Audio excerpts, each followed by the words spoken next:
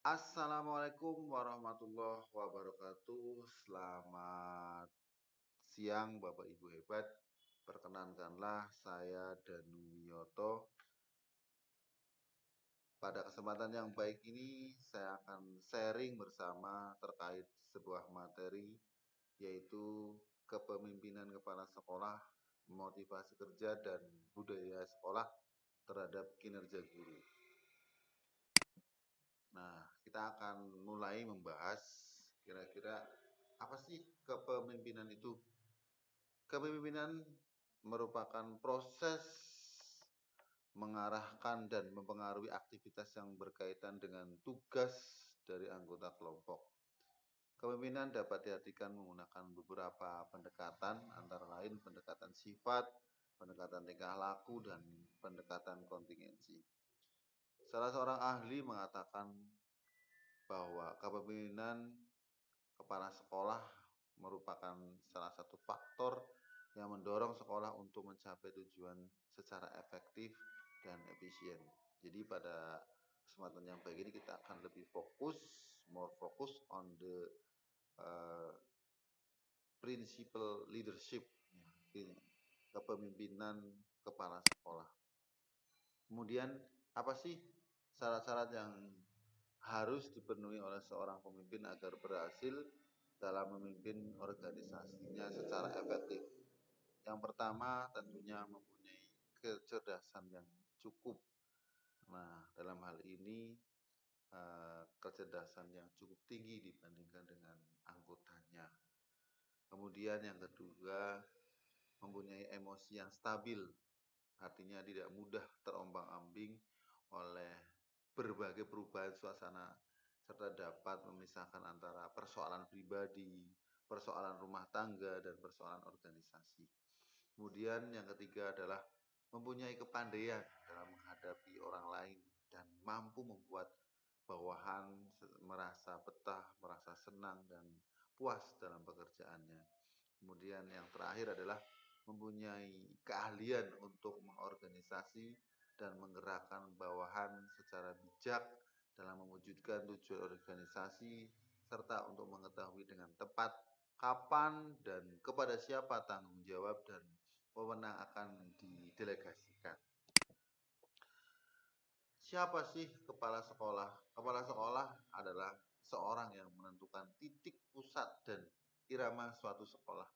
Karena sekolah merupakan lembaga yang bersifat kompleks, maka sekolah sebagai organisasi memerlukan koordinasi. Keberhasilan sekolah adalah keberhasilan kepala sekolah juga. Kepala sekolah berhasil apabila mereka memahami keberadaan sekolah sebagai organisasi yang kompleks dan unik, serta mampu melaksanakan peranan kepala sekolah sebagai suatu yang diberi tanggung jawab untuk memimpin sekolah. Kepala sekolah berperan sebagai kekuatan sentral yang menjadi kekuatan penggerak kehidupan sekolah. Kepala sekolah harus memahami tugas dan fungsi mereka demi keberhasilan sekolah, serta memiliki kepedulian kepada staf dan siswanya. Kemudian setelah kita mengetahui apa kepala sekolah, selanjutnya kita akan menyinggung terkait dengan motivasi kerja. Seorang ahli mengatakan bahwa motivasi kerja adalah sesuatu yang berasal dari internal individu yang menimbulkan dorongan atau semangat untuk bekerja keras. BZ AS et al. Pada tahun 2010 menjelaskan bahwa work motivation is one crucial determinant of individual and organizational performance. Motivasi kerja merupakan determinasi yang sangat penting dalam menunjang kinerja individu dan organisasi. Setelah mengetahui dua pengertian dari motivasi kerja, maka kita bisa mengambil benang merah bahwa motivasi kerja adalah sesuatu yang dapat menimbulkan semangat atau dorongan bekerja individu atau kelompok terhadap pekerjaan guna mencapai tujuan.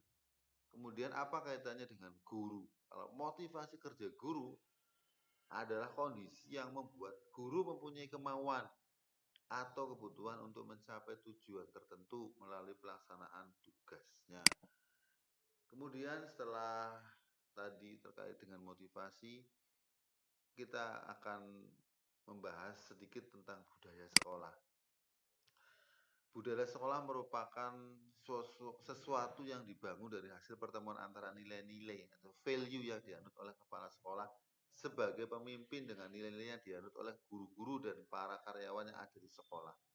Budaya sekolah atau iklim sekolah fisik dan non-fisik yang kondusif akademik merupakan prasyarat bagi terselenggaranya proses belajar mengajar yang efektif.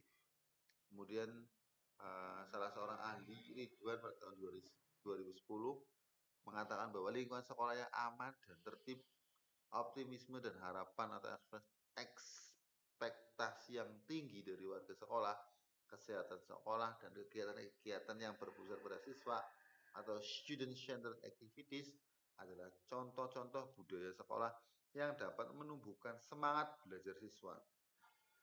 Budaya sekolah sudah merupakan kewenangan sekolah, sehingga yang diperlukan adalah upaya-upaya yang lebih intensif dan ekstensif demi produktivitas sekolah. Budaya sekolah itu sendiri dibagi menjadi dua. Baik, yang pertama budaya yang mempunyai nilai-nilai primer, dan yang kedua adalah budaya yang bernilai sekunder. Yang nilai primer antara lain tujuan organisasi sekolah. Sekolah harus mempunyai tujuan, kemana sekolah mau dibawa. Kemudian konsensus dan berkomitmen terhadap tugas. Kemudian yang ketiga adalah keunggulan. Sekolah harus punya keunggulan. Kemudian kesatuan kepentingan, mempunyai visi dan tujuan yang sama, dan imbalan berdasarkan prestasi. Serta empiris, keakraban, dan juga mempunyai integritas. Budaya yang bernilai sekunder antara lain penerimaan layanan. Bagaimana layanan yang ada di sekolah tersebut bisa berjalan dengan prima.